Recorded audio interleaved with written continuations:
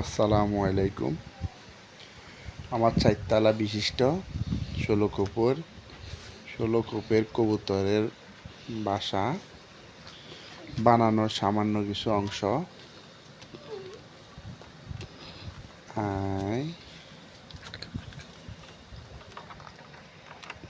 আর এটাতে প্রথম ধাপগুলো আসলে দেখানো হয় নাই।